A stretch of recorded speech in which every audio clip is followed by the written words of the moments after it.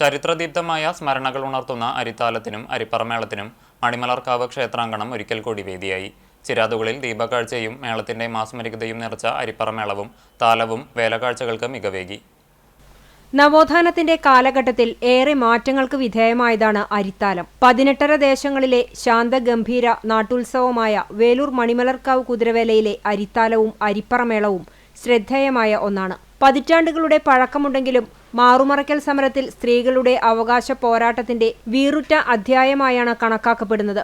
അരനൂറ്റാണ്ട് മുമ്പ് സ്ത്രീകൾ മാറുമറയ്ക്കാതെ താലമെടുത്തിരുന്നതിന് അറുതി വന്നത് സംഘർഷഭരിതമായ സമരത്തോടെയാണ്. വൈകിട്ട് ക്ഷേത്ര നമസ്കാര മണ്ഡപത്തിൽ അരിപ്പറ ചൊരിഞ്ഞതിന് ശേഷമാണ് അരിത്താലത്തിന് തിരികൊളുത്തിയത്.